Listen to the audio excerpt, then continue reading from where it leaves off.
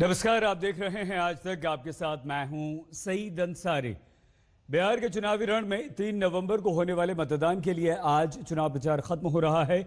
उससे पहले अंतिम दिन सभी पार्टियों के दांवपेच जारी हैं। प्रधानमंत्री नरेंद्र मोदी ने आज ताबड़तोड़ रैलियां की हैं। उन्होंने छपरा में अपनी रैली के जरिए एक बार फिर से जंगल राज के आरोप लगाते हुए तेजस्वी और राहुल गांधी पर जमकर निशाना साधा।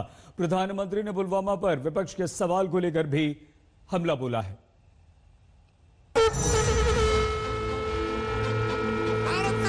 प्रधानमंत्री नरेंद्र मोदी जिंदाबाद। भिखारी ठाकुर और गोरखनाथ के भूमि भोजपुरिया माटी पर हम रउआ लोगन के नमन करता ने। भोजपुरी इलाके में मोदी का अनूठा अंदाज दिखा। ठेठ भोजपुरी जुबान बोलते हुए प्रधानमंत्री ने वोट मांगे तो विपक्ष पर करारा वार भी किया।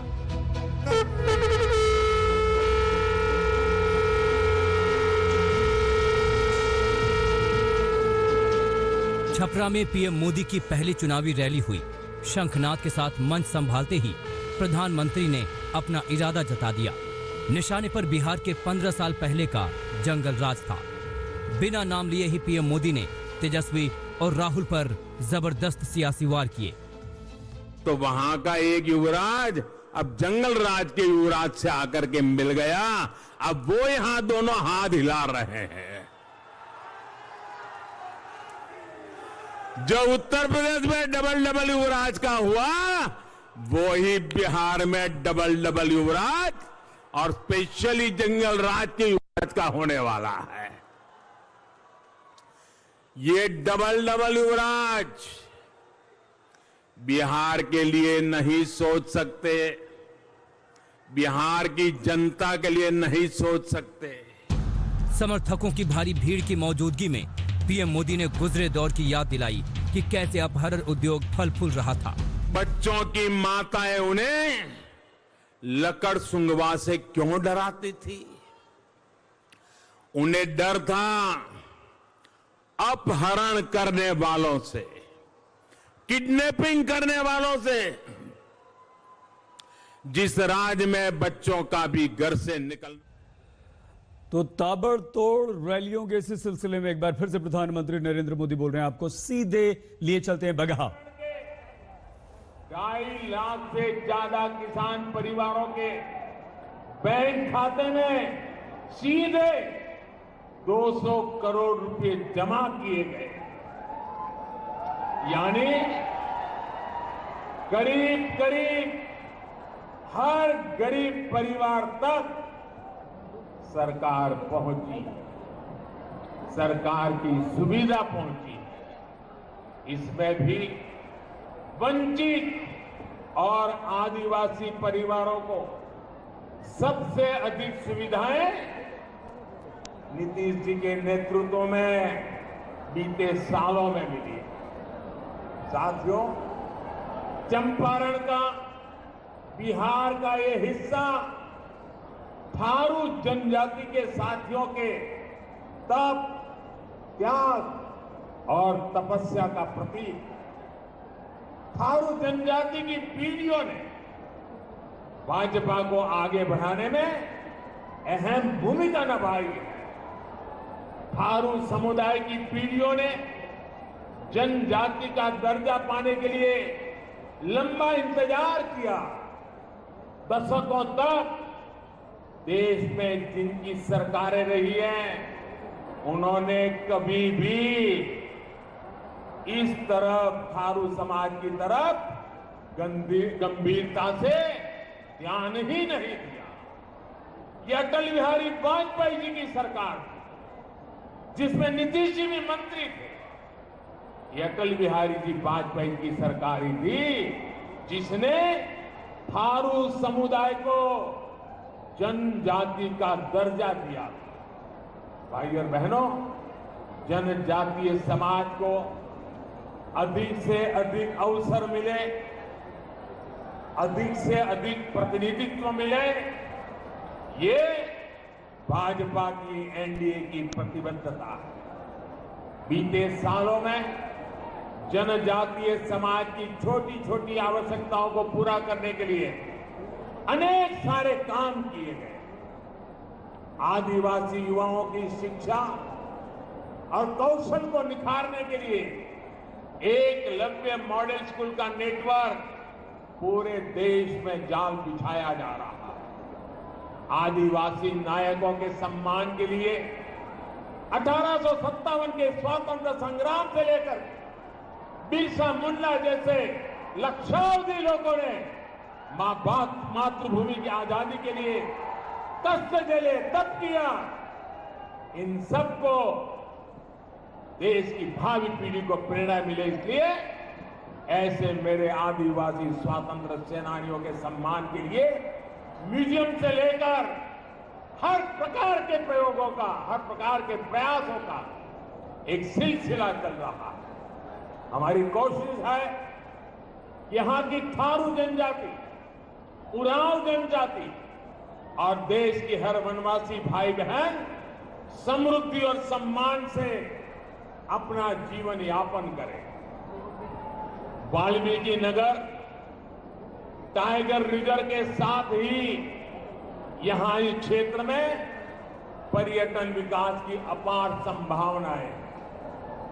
सरकार इनके विकास के लिए भी निरंतर काम कर रही है। इससे यहां के स्थानीय युवाओं के लिए, थारू जनजाति के युवाओं के लिए रोजगार के नए अवसर भी बने। भाइयों बहनों, जनजातीय समाज देश की सुरक्षा, समृद्धि और संस्कारों के संरक्षक रहे। ये चंपा अरण्य तो रामायण काल से ही इसका जीता जागता साक्षी रहा। जनजातीय समाज ने हर कदम पर प्रभु राम का, माता सीता का साथ दिया। इसलिए अयोध्या में भव्य राम मंदिर के निर्माण का इंतजार भी हमारे वनवासी साथी पीढ़ियों से कर रहे थे। आज पूरे देश के सहयोग से, जन भागीदारी से अयोध्या में भव्य राम मंदिर का निर्माण हो रहा है। लेकिन इस समय भी आपको उन लोगों को नहीं भूलना है जो भगवान राम के अस्तित्व पर ही सवाल खड़े कर रहे थे। राम मंदिर निर्माण में अड़चने खड़ी कर रहे थे। साथियों, राजनीतिक स्वार्थ के लिए एनडीए के विरोध में खड़े लोगों के पास ना तो तथ्य है और ना ही उनके पास तर्क है। राष्ट्रहित और जनहित के लिए उठाए गए हर कदम का विरोध करना, हताशा, निराशा का वातावरण पैदा करना, नकारात्मकता, नकारात्मकता, नकारात्मकता, यही इनकी रणनीति है। भय और भ्रम का माहौल समाज में फैलाने का ही काम इनके पास बच गया है। यही काम रह गया है। इन्होंने भ्रम फैलाया और कैसा कैसा झूठ बोलना और कैसा बड़ी भोले भाले चेहरे के साथ झूठ बोलना और बार बार जहां जाए वहां बोलते रहना। उन्होंने झूठ फैलाया कि एनडीए एससी एसटी आरक्षण को खत्म कर देगी। लेकिन मेरे प्यारे भाइयों बहनों, आपको मालूम है, यही एनडीए सरकार, यही मोदी की सरकार और यही पार्लियामेंट ने 10 साल के लिए आरक्षण को आगे बढ़ाया है। इतना ही नहीं, कई दशकों से सामान्य वर्ग के लोग मांग करते थे कि भाई हम सामान्य वर्ग के लोग हैं लेकिन हमारे में भी गरीबी है, कोई तो हमारी तरफ देखो। ये वोट बैंक की राजनीति करने वालों ने सामान्य वर्ग की उपेक्षा की। हमने हिम्मत के साथ सामान्य वर्ग के गरीबों को भी 10% का आरक्षण दे दिया और इस देश पे कोई संघर्ष नहीं हुआ, कोई जहर नहीं फैला, कहीं जातिवाद की बलि कोई चढ़ा नहीं, सबको साथ लेकर के इतना बड़ा फैसला किया, सब समाज ने स्वीकार किया, क्योंकि हम एक ही मंत्र को लेकर के जीते हैं, सबका साथ, सबका विकास, सबका विश्वास।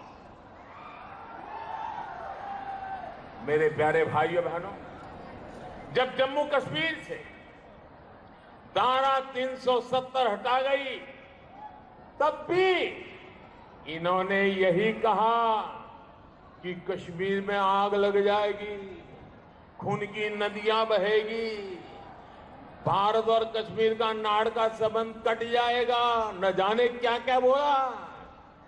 आज जम्मू कश्मीर और लद्दाख शांति से विकास के नए पथ पर अग्रसर है। और इतना ही नहीं, आज जम्मू कश्मीर के लोग एक ही मांग करते हैं, हर नागरिक एक मांग करता है कि भ्रष्टाचार, आजादी के बाद जम्मू कश्मीर में जो भ्रष्टाचार पनपा है, कुछ ही परिवारों ने जो अनाप शनाप गरीब के पेट से लूटा है, मोदी जी उनको कुछ करो, उनकी सजा करो। कश्मीर से एक ही आवाज उठ रही है, भ्रष्टाचारियों को सबक सिखाओ। और मैं कश्मीर के मेरे प्यारे भाइयों बहनों को मैं विश्वास दिलाता हूं कि आपने जो मेरे पर विश्वास रखा है, मैं आपकी लूटी हुई पाई पाई लौटाने के लिए सारे कानूनी तरीकों का उपयोग करूंगा, आपको न्याय दिलाऊंगा। जब नागरिकता संशोधन कानून आया, इन्होंने झूठ फैलाया कि बहुत सारे भारतीयों की नागरिकता चली जाएगी। अब 1 साल होने को है, लेकिन क्या किसी भी भारतीय नागरिक की नागरिकता गई है? साथियों, झूठ बोलकर, लोगों को डराकर, ये लोग हमेशा अपने स्वार्थ की सिद्धि करते रहे हैं, आप लोगों का विश्वास तोड़ते रहे हैं। आज बिहार के सामने एक पक्ष है जंगल राज का, जिसने बिहार में हजारों करोड़ रुपए के घोटाले किए। दूसरा है एनडीए, जिसने बिहार की सेवा के डबल इंजन की ताकत दी है।